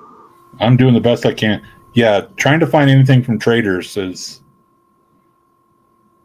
But I just found something else. Good, sweet Jesus. Good, sweet Jesus. Yeah, so I see what you did there. Yep, it's obvious. I didn't personally do that. I think Santini and Stamper did the rendering and everything of it, but I think it was actually painted at Santini's. Gotcha. Well, and you'll notice that the grill is not screwed up because they actually left the edge in there, so it's got the bevel to it and stuff. Yeah. I don't know how this is going to come out, but I just found this. I was working on that truck, and this is a funny one about that thing. There was multiple funnies about that truck, but this one simply is great. They came down, measured the bed, and this company was making the tonneau cover for it. So they measured it, measured the width, and took off and came back a week later with the tonneau cover. This bitchin' aluminum frame tonneau cover, one sheet of aluminum over the top of it, set it in the front of the bed, and set it in, and it goes thunk and lays right on the top of the bed in the back. Because they're tapered beds. Yep. Oh, yes. Integrated, I hear the helicopter. Oh, yeah. No, that's one thing. Yeah, people don't realize is that they are not a rectangle.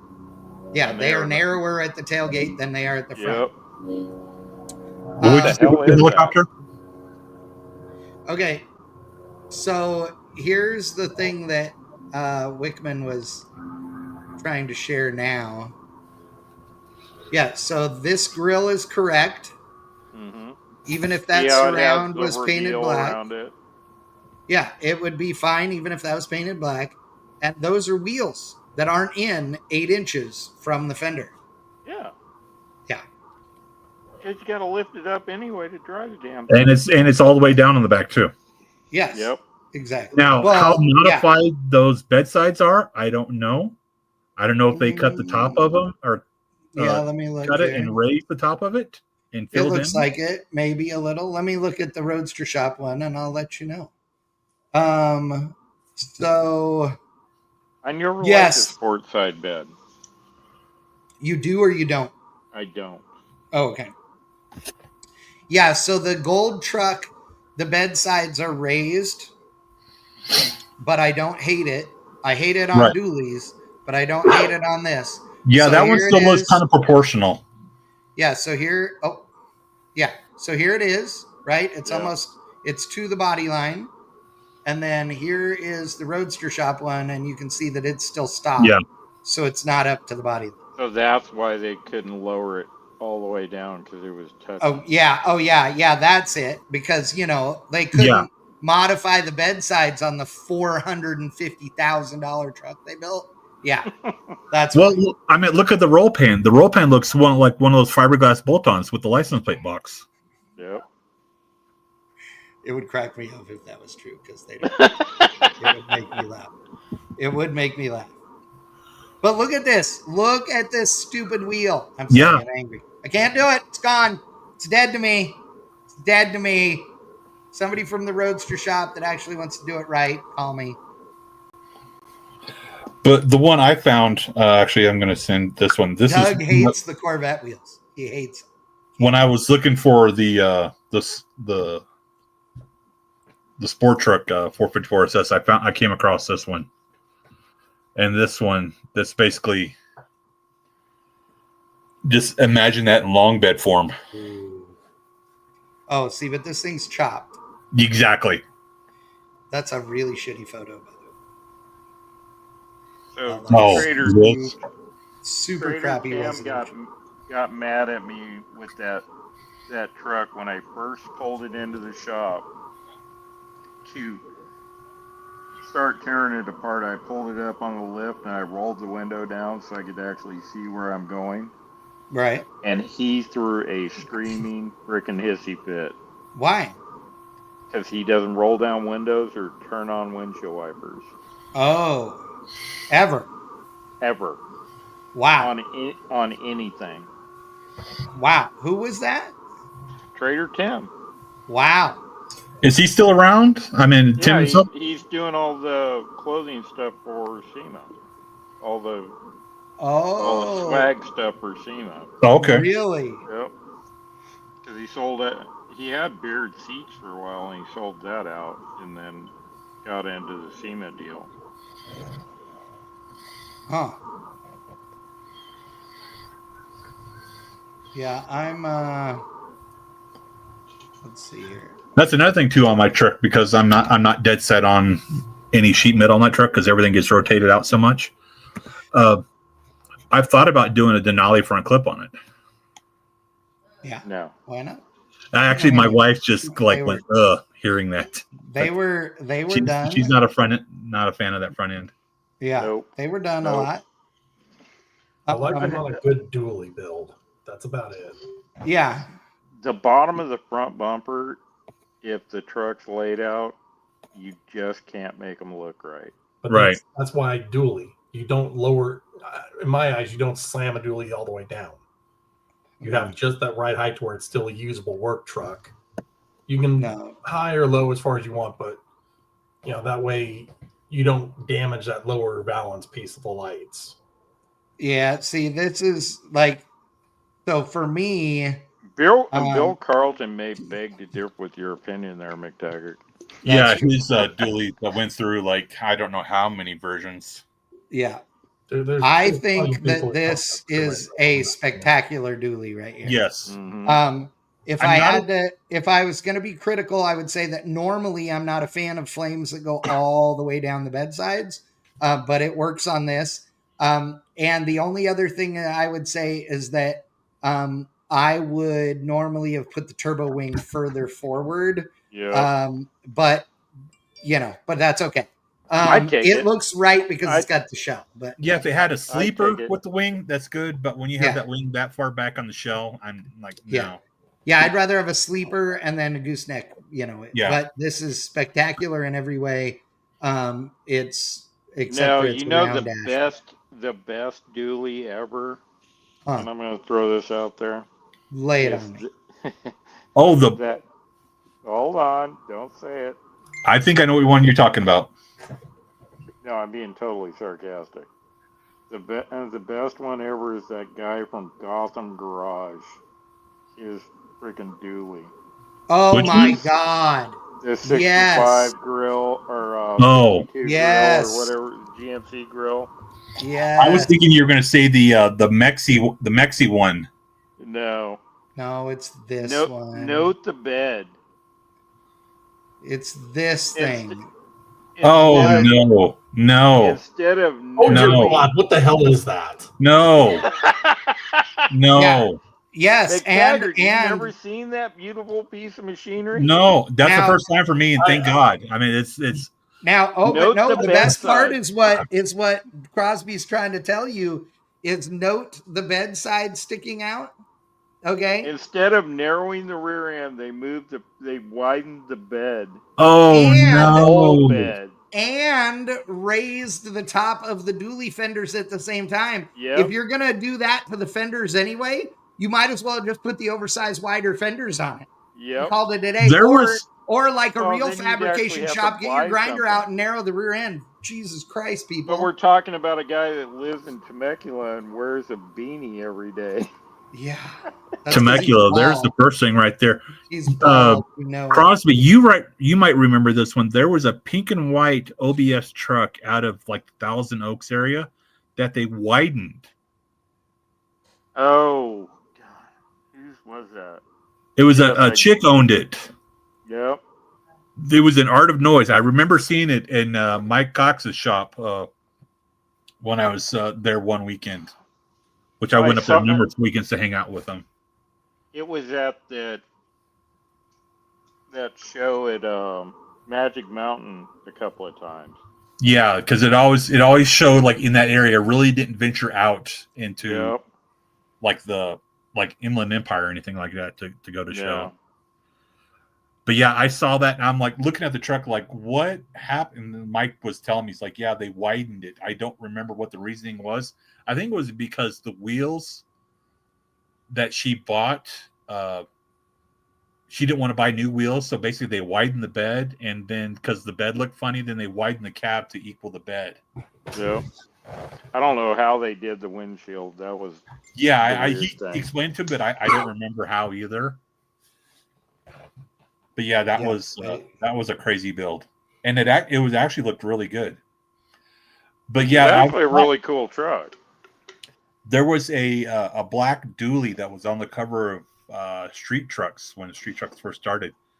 It had large wheels on it, but it was called Mexi something, like Mexi Can't, I think, or something like that. But it was built by a Volkswagen guy. Really? It was one of the German folk guys built a dually, and oh, really? It came out incredible, and Brian McCormick shot it at the LA County fire truck proving grounds, and so basically they hosed down the whole place, and just got beautiful images of that truck. It was like one of the best photographed trucks, in my opinion, ever. But yeah, that front end. But this is from McTaggart. Yeah, I needed a palate cleanser after whatever that Corvair looking thing was you posted up showed up. Yeah, I like the grill and the headlights, but it's like you got to have. I still try to figure out how to completely modify that bumper, even though it's all fiberglass. I mean, this is the best example I could find on short order. But basically, this is my idea of a dually build, lowered but not slammed.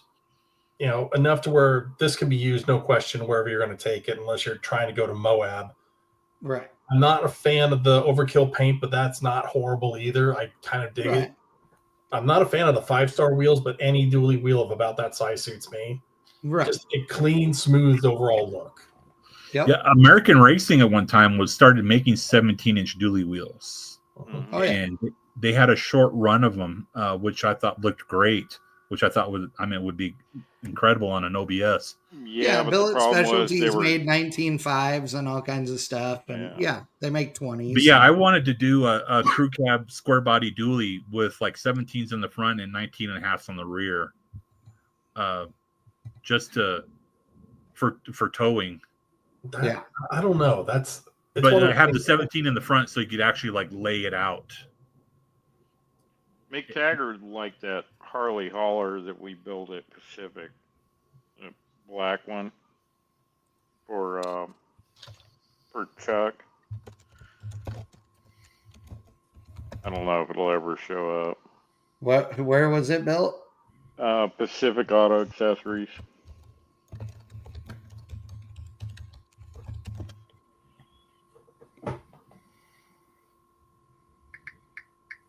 I doubt it'll show up.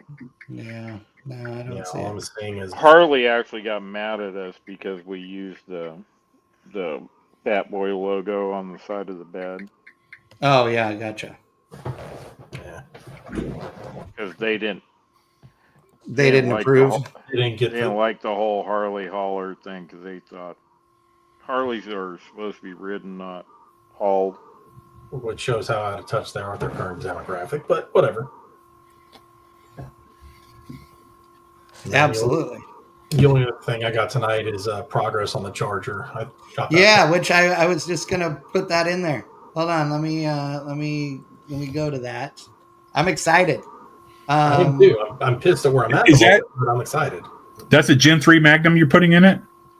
That's a Gen 3 Hemi. Yeah, it's 5.7. Okay. So, is it stock or did you step on it? It's stock right now. Yeah. I am hoping for things to happen, but that's stuff I can't talk about yet. Oh, okay. Not publicly. Yeah. So this is McTaggart's Wrong Year Charger, and it's no, that's what he calls it now. And yeah, Gen 3 Hemi.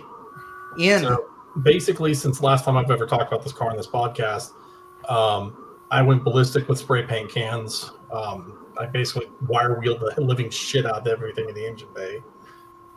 Shot everything. It's all rattle can. The only specialty I did was I bought some professional level clear.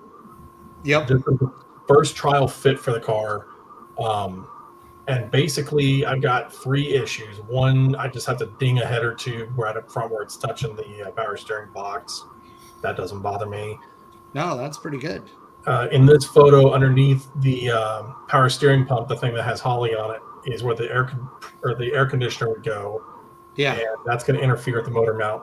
And then right on the other side, the alternator is going to interfere with the motor mount. So unfortunately, my only good answer at the moment is one of Holly's accessory drive kits that moves both of them up and way out of the way, so those frame lines, frame rails don't have to be cut. It's money. To the point now where I'm looking, I've got to buy the harness and odds and ends here and there. But for a first fit, all I got to do is really ding a header and buy something. And this is just this is like you said, first mock-up install. I mean, the thing's going to come out again, and it's already back out. Oh yeah, there you go. That was out within an hour. I just took some measurements. Yeah. Are you trying to have it for Carlisle? Given the money, I really, really doubt that's going to happen. I will be amazed if this thing's actually running by the end of the summer unless something miraculous happens. Okay. But it's coming along, and it's like coming along better than McTaggart thought. This is a self-funded deal at the moment. Holly has kicked in some parts, so that's cool. Who made that lip plate? That came from Summit, and that is a mandatory thing. If you're going to mess with these Gen 3s, that is mandatory. Yeah, it's nice. I'm not going to let Chad show you the photo of how I lifted that engine out of the cop car. It was funny, but 4 times with the fat black marker. Even by my worst standards, that was a stupid thing to do. I'm amazed I didn't dump that engine right off the whole thing. But this plate is cool because the 3 hole locations let you tip this thing however you want, which is pretty nice. Depending on whether you have just the engine or you've got the trans on it or not, but it fits good. And dude, he did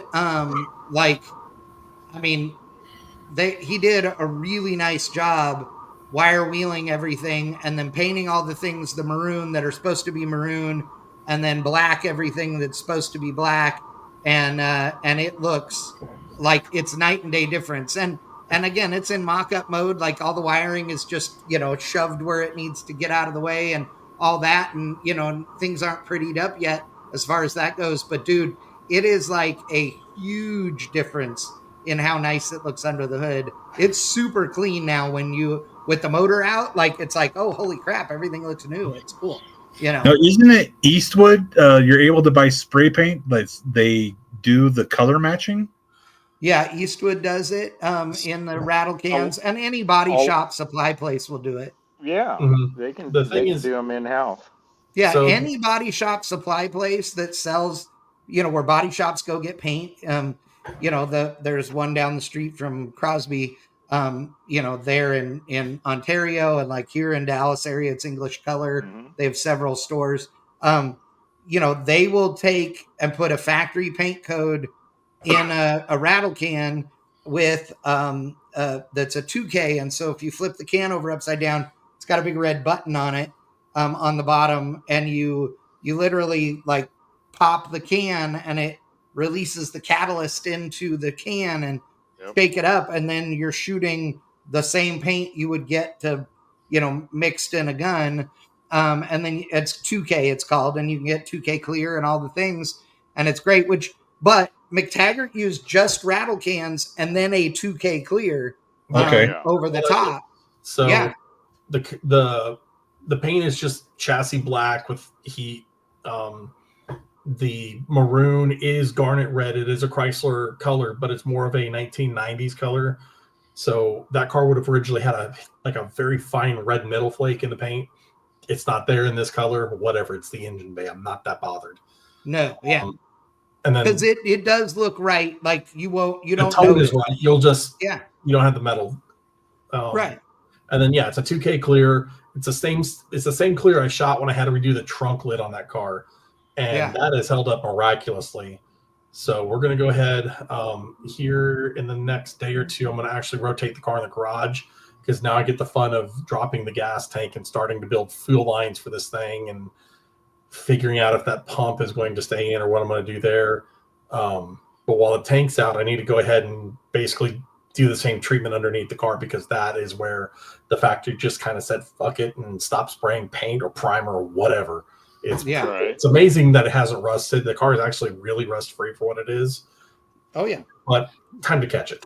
I saw a mistake made by a YouTuber. He is doing this trade up series and got a Corvette that was a certain color, and he was actually also building a 99 to 05 GM truck that had a not same but similar burgundy type color on it. Oh no. and went to the paint store and said, "Hey, I need this paint." And they're like, got the wrong one. He got the wrong one. Sprayed the front clip. Oh no! On this car, and basically, I mean, you can tell night and day difference between the front clip, but yeah, it was kind of like that's why you spray a test panel and hold it up. I mean, Jesus exactly. Christ. You set it up primers. I have like foot-long pieces of sheet metal that we trim out from other projects. I'll sand it bare. I'll prime it the way I plan on priming it. Keep the test panel. I'll hold it up, gauge it. I'm also notorious for finding the places that have the little thing where they'll read the old paint. Haley's Mustang is great for that because there's like one small section on the trunk's underside that is the correct. It's still the original color, and everything else is so flattened out it looks like primer orange. So and the that's just come on. Well, this thing is going to be really cool once this is done. The engine, I mean, this engine runs great. There's nothing wrong with it. There are some other things in the works on it, hopefully, but we're working on some details on that. But dude, it's got a TKX in it. This Hemi, as it sits, makes twice the horsepower that this car came with factory. And you know, I got to tell you, Matt Graves, his Cadillac right here. Actually, I just drove or rode in this thing the other day. Okay. And Matt's Cadillac, this thing had a, big high dollar whiz bang World Products Warhawk 427 in it that hurt the cam and some other stuff. And so Matt grabbed a 5.3 junkyard motor, aka Chevrolet Race Shop Special, and put a Truck Norris cam from BTR in it, and their springs, and cleaned it up, threw it in the car. It's got a T56 Magnum in it, and oh my God, the car is a riot. It is a riot. He is enjoying it so much more. It drives nicer than it did with the crazy 427. The camshaft is more mellow, but it sounds great. It still pulls hard. It'll spin the tires whenever you want. It's just fun. And all it is a 5.3 with a camshaft in it. So, it's great. So even if McTaggart's car ends up with nothing but that 5.7 Hemi the way it is, but with a cam in it, it'll be a go-kart. It'll still be a riot. Absolutely. Yes. McTaggart, have you driven a car with a TKX in it yet? Oh yeah, his has had it in stock application. Well, yeah, we've had the car running. With the old engine, it had the TKX in it. And we had it on the road. We re-geared it. We did the swap. We had just dialed it in. The only thing I can tell you right now, basically, is with the 360, we went from about 19 miles per gallon with the automatic to pushing towards 30 on the interstate. And then something happened. I don't even know what. I haven't torn into the 360 at all. It ran when we pulled it, but just like this thing was yard drivable bad. Something was definitely unhealthy in it. Ouch, quit it. Yeah. Ouch, quit it. Doug just sent this picture and I approve. So it's a Cadillac nose swapped Astrovan. And I approve of that because I'm a fan of Astrovan. So I mean the mirrors are a little big because they're Escalade mirrors, but I think it's cleanly done. I like a laid out Astrovan. I like the door handles. Yeah, me too. Yeah, they're later model Escalade. The mirrors are later model Escalade. The wheels are later model Escalade. It's well done. I approve of that thing. It's laying the rockers on the ground. Yeah. And the nose, like all of it's lined up. Somebody spent real time and energy to make that actually right. And it's proportional and all that. It's actually gapped really well too. It is. Yeah, I approve of that thing for sure. There's a YouTuber. Oh my God! This is the Corvette guy you're talking about. Yeah. Oh my God! So this idiot also did this to an actual Corvette worth owning. Yeah, it's a 69 numbers matching. This isn't some jacked up, ugly, stupid C4 nobody cares about that you can rattle can. This is a real Corvette. Numbers matching 4-speed. Yeah. Numbers matching with 2 quads sticking out the roof or the hood. Yeah. This guy also doesn't know that a side pipes car has to have the trim on the rockers. Like, okay, it annoys me all the way around. The molded spoiler, I want to kill everything. Oh, it's got the rear end is actually Corvette Summer. Ah, gotcha. Oh, God. Okay, well, that's not right because it needs to be Corvette Summer all the way around. So, yeah. That should not be done to anything. I'm gonna you asked me to connect you with Charles, and I'm gonna do that. So if he stops talking for a second. And Mike, reach out through Chad. I would definitely take any insight as far as the Hemi build goes. Oh yeah, I saw that. I was gonna send him a message. Did you have to use I'm assuming custom motor mounts, or did you use something in? No. Yeah. So when Holly sent the stuff that they did, they originally sent the kit that basically is, I want to say 69 or 6870, which is a good guess, but the motor mounts are different. So they run the barrel style. Basically, it looks like a beer keg motor mount. Okay. Holly does make one. I didn't know that prior to. I got mine from Schumacher. Schumacher has literally been the go-to name for Chrysler swaps for years. It's basically the same thing. It's still a bolt-on affair. But the Holly one. When I did the Challenger, I used a GM motor mount and adapter. The clamshell. Holly. Mm-hmm. See, that's what they used a lot of. It actually worked out really good. Mm-hmm. That's what they use for all the LS/LT stuff. I mean, yeah, I'm kind of surprised actually that they didn't do it for Gen 3, but they just adapted and said, okay, you guys don't want them all the K-frame, so they went for 6870. Right. But yeah, the one I used, it's well, it's Ranchero I'm doing has got all TCI stuff, but with an LS in it.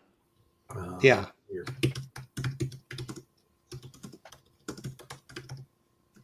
I actually just got that back from Sandblast today. Yeah, Cotton says that he used the LS clamshells in his. Yep. Oh, since Mike's in the chat, how is the van coming along, and any idea on the van ETA wise? Dude, Cotton's van is awesome. Yes. I love the van. I haven't seen the van. What? Nope. Chad, I'll send you a private chat. I've been working. I'm going to send you a picture of the van right now. You'll like it. It's a Chicano line, dude. It's great. But it's an actual Chicano line van. Don't give me more ways to get in trouble with anybody. There is a van. Chicano. No, you're allowed to say Chicano. Chicano is a term of endearment. There's nothing. I'm a 6'3" white dude. There's some things I can't get away with. No, but that's a whole culture thing. Yeah, that would be fine. Step out of your shell once in a while. Yeah, there's a hot rod builder. There's a hot rod builder in El Paso named Carlos Chong, and he had a Ford Econoline he called the Chicano line. Chicano line, yes. Oh yeah. He brought it to line is a here it is. There it is right there. Oh no, I've seen that one. Okay, for some reason I thought it was a different band. I was picturing like it is cool. A late on its nuts, and it's great. I know Mike likes it. This is just my personal opinion on it. I believe it needs like a 1970s Southwestern bell wrap on it. That would be kind of cool. Yeah, I could see that. And then we get. I know. It's like he likes it the way it is, and I totally agree with him. But I mean, it would be so cool, just like a temporary wrap, just for like power. I like it just the way it is. Yeah, it is. It's cool. Is way cool the way it is. It is, because watch this. You'll dig this. So the the work that he did is Cotton doesn't give himself enough credit for his skill. I don't think any of us ever do. I know, but it's because he's goofy and he always wants to, play. But the reality is that this thing. Let me look for the right. Oh, Mike said it was a Southwest or is a Southwestern Bell van. It's just the paint. Oh, okay. Faded over time. Oh yeah, that's even cooler than. I wanted to get a good shot of the front wheel wells in it. I think you have to go. Oh yeah, I know. I noticed in his video he showed it in the build video. I was hoping there was a. Oh, here we go. So okay, if you look at this photo, you can see the tire is all the way up in this thing, right? Mm-hmm. So, and oh, by the way, the Crosby Special, it's got, Corvette front end under it, right? I mean, perfect. I've never done that. That's why it's the Crosby Special. It honestly, people there's Crown Vic front ends are good and all those things, but the reality is that the Corvette stuff unbolts anyway. It's a subframe that comes out, it's super easy. So I could put one in my Suburban? Sure. You could if you wanted to. You could easily, but why? The thing is, the C4 is going to be narrower than the Crown Vic. I have to do the adjustment. So in this picture, you can see the work that's done right here on the wheel well. Over the top. Good. It looks really good. It's nice. Yeah. Oh, Cotton is texting me pictures of it now.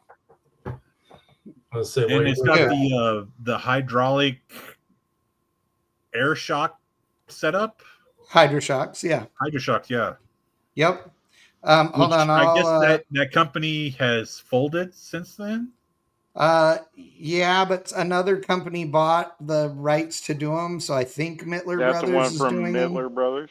Yeah, I think Mittler Brothers is still doing them. Okay. But I could be wrong, but I think so. Okay, hold on. I'm gonna send myself these on Facebook. They're limited on travel, though. Yes, like 5 or 6 inches, or I think it's 3.5 or something at the shock. But then once you get the motion ratio, you're at 5 or 6 inches. Something. Okay. Yeah, I'm not privy to all that. Right. So hold on one second here. I have to get you educated on it, Crosby. He's sending me more pictures. Dude, I love you. Okay, let's see. I don't know much about adjustable suspension, so. No, right. I know. We need to explain it to you. We get that. I mean, you're not very sharp, so it makes sense. Okay, so. I'm not even a welder, just consider you're a grinder. Yeah, exactly. Yeah. You can be a welder or you can be a grinder. Yeah, and you've never been in an emergency room, so. Yeah, that's a good point. Okay. Do they know you by name at the hospital? There was. And McTaggart wanted to know: do you have your own room at the hospital? No, I don't have my own room. Okay, we wondered. We wondered. This past year and a half, there was a time where I went 3 times in a row, and it was always the same crew on duty each time I went, even though I went completely different times. They always had to be there at work. So literally the third time I go in and the guy looks at me, comes in, and he just hangs his head what happened today? Right. He just flew you in. Oh, hey Chuck, what's up? Exactly. That thing is cool. I don't care. It is cool. I don't care. I love this thing. Don't like it. I think that all the fab work in the fender there is great. The other thing is the zoomies out the back, which I do approve of. Yeah, I like that. I think it's cool. I mean, it's cool. I mean, because you got to remember too, not only does he need to have this wheel well so that the tire can go up in there, but it has to clear the door closing. That's a lot more work than people realize. That thing's cool. Good job. It is. It is. It's way cool. I love this thing. I think it's a riot, and I think it's going to be so much fun to drive. I wouldn't paint that thing. I wouldn't. No.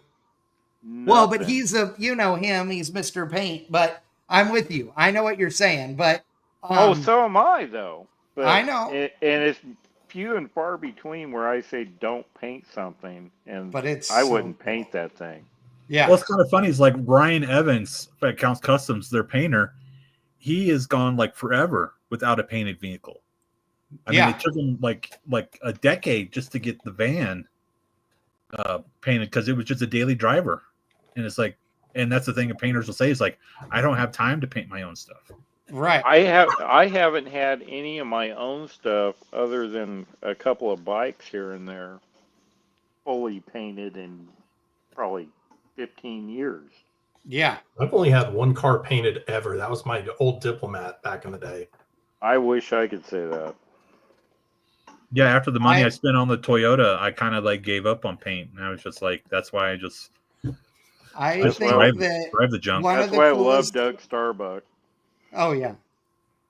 Oh, I would love to have a Doug Starbuck paint job. I meant. One of the things I love about this van too is that in this shot, he's leaning back, like he's sitting on that inner fender, right? Mm-hmm. So he's not standing up straight. And Cotton is not a tall guy, right? But Gotta call him out he's like that. as tall as that van is high. Like that's pretty rad. He's taller than that van.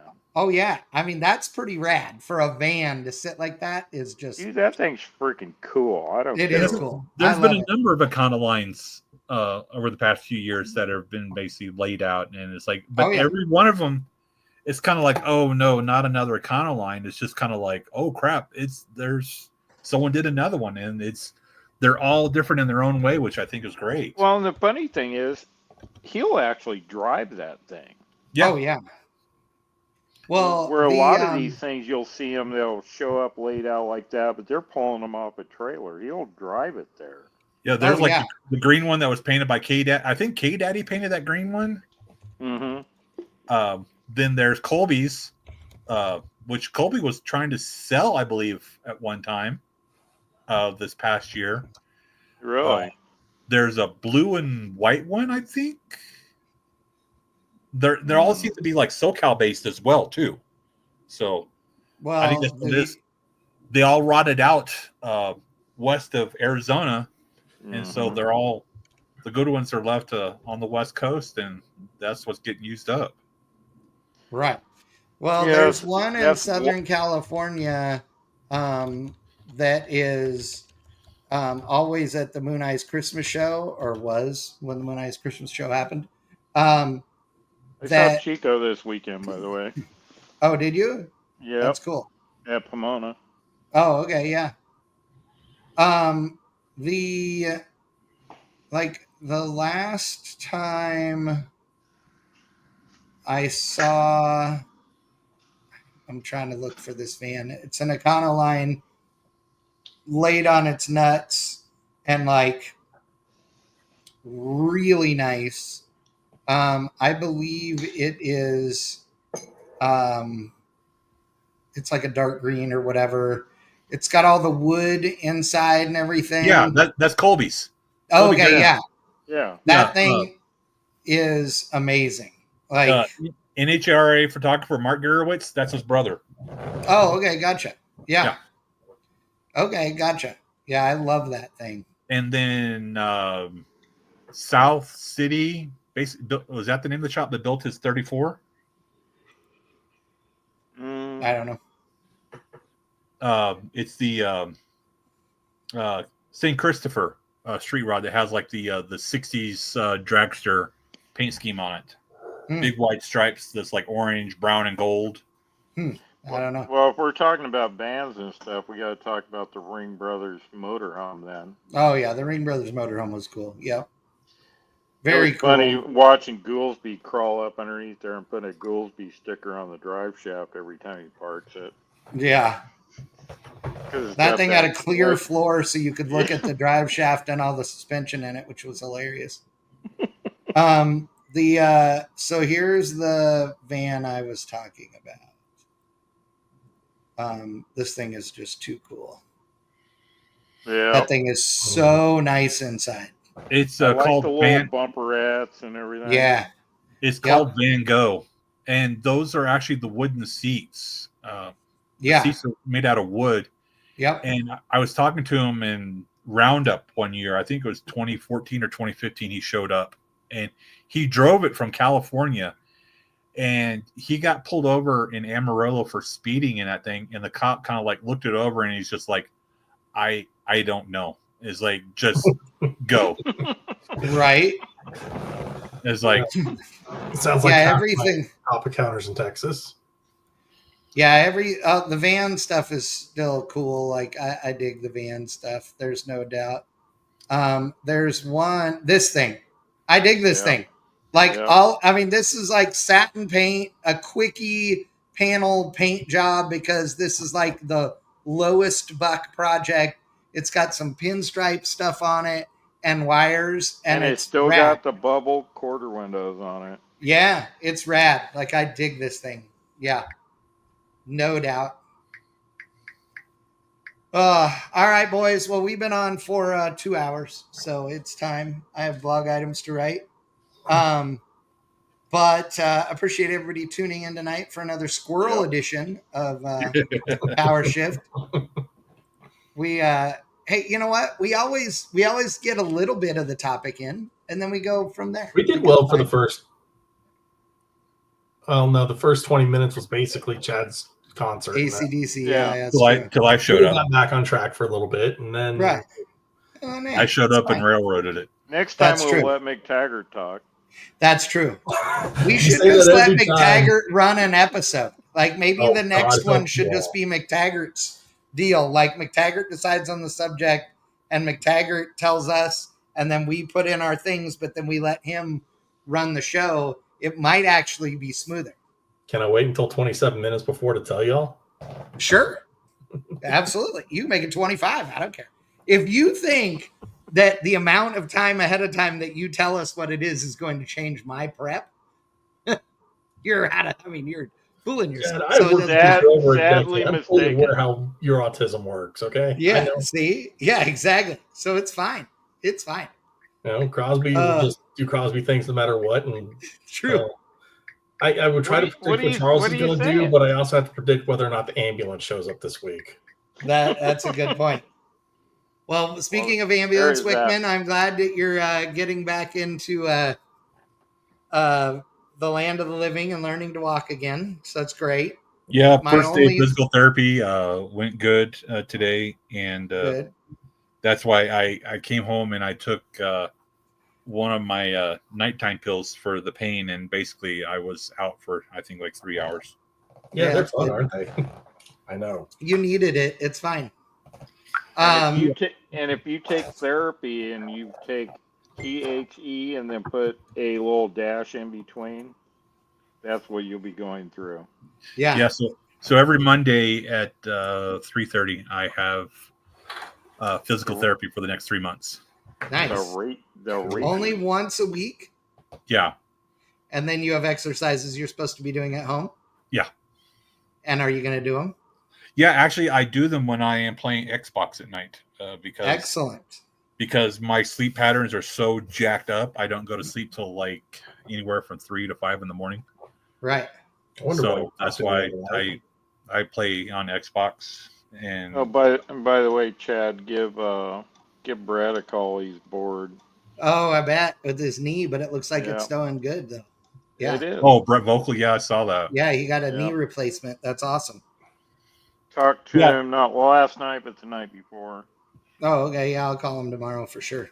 Yeah, and I'm curious. I wanted to reach out to Andy about that new car that he's racing this year. Completely, the mini Corvette. He loves it. Yeah, that thing's funny. The little radical that looks like a Corvette, except for the P2 placements. Right. Yeah. Yeah, but the first race was awesome. He goes from 11 to 1 or 11 to 2, like before turn 1. I'm like, that's my boy right there. He is aggressive but without being a dick, you know? Yeah. So yeah, he doesn't tear stuff. No. Yeah. No, not at all. That picture last year of him in the C8, or was it 2 years ago? He was in the C8 at last year. He won the championship. Laguna Seca, and he had like 3 wheels off the ground in that one photo. Yeah. Oh, it's like such an amazing photo. The whoever captured that. Oh yeah. Yeah, he is turned out to be a fantabulous driver. Yeah. And he's just one of the nicest people you ever hang out He with. is We the talked nicest guy. He is. I mean, we've Crosby and I have known Andy since he was in diapers. So but When he's Brett like our was little brother, not our kid. So yeah. I met him at Power Tour one year. He was wiping down the white Chevelle. Oh, okay. He just looked so pissed off wiping it down. Oh, he probably was. He hated doing that stuff back then. Like your dad making you do this? He's like, yeah. He's like, oh yeah. Yeah. But he is such a good human being, and just like his mom and dad, and his sister, they are wonderful people, and he's just a good dude to be around. He's super fun. I love that. Yeah, we talked for a couple hours at the Roadster show last year about his racing, and exactly. I was like, I just hope the best for him. I would love to see him at Daytona for the 24 hours. Oh yeah, for something like that, even if he's just the bottom guy that only gets like 2 or 3 hours seat time. I mean, still. Yeah. But he'd be good at that because he knows how to take care of stuff. He doesn't tear things up. So yeah. But yeah, I see a picture of Kobe's car. Appreciate it. Yep. Yeah. All right. Appreciate everybody. You guys stay out of trouble. Everybody. Yeah. Thanks for watching, everybody. Cotton, thank you so much. Appreciate you being next on. Time, don't talk so much. Yeah, exactly. And for those of you guys that are at home that go, well, why isn't Cotton on the show? Cotton has not been on the show because Cotton doesn't have enough internet yet. They don't have that much internet in Iowa? No, he's in Illinois, isn't he? Yeah, it's all the same. Illinois, St. Louis, but he does Missouri. He doesn't have he says that doing video calls, he has to turn his camera off because it doesn't work. So he's working on some Starlink, and then we're gonna get him on the show. He and I talked about it a bunch at PRI, so it's good. 2 words: Starbucks, free internet. Yeah. That math doesn't map. Cotton and Starbucks for every episode would be doesn't work. That would be awesome. The Cotton and Starbucks every podcast would be awesome. Most hotels have free internet, so you can just sit in the parking lot. Yeah, I have done that. I stopped. Well, of course, we've all done it, but he lives out in nowhere land. Come on. Dude, if he lived in town where hotels were everywhere, then he wouldn't have a problem with internet. You're giving him the advice I heard people giving friends when I was a teenager on how to see free porn. Stop it. Right? Yeah. My wife wrote a paper. It's a nipple. It's a nipple. I can see a nipple. We were driving back, and she literally wrote the paper while we were on the road, and we stopped in Flagstaff, so she could unload it for her class. So we pulled up to a hotel for the free internet so she could upload her paper. And Wickham doesn't miss a beat. I'm at this moment, ladies and gentlemen, I'm just going to remind you that everybody says I'm the one that no. Don't act like you're innocent in this shit. Don't even try. It's me. Yeah. Oh, the wife hates it. Trust me. I love you guys. And all of you people at home too. But we're all out. Good night, McTaggart. See ya. Good night, Wickman. See ya. Good night, Crosby. Hey, call Brett. I will. See ya. All right, ladies and gentlemen, that's it. We're out. We'll see you in 2 weeks. Next week, live right here, we'll be doing Triple B Beards, Burnouts, and Beer. And we've got some cool special guests and a bunch of fun racing stuff to talk about. So we will see you next Wednesday, 7:35 p.m. Central Time for Triple B, and the week after for another episode of Who the Hell Knows What's going to Happen here on PowerShift. Thanks for joining us. See you next time.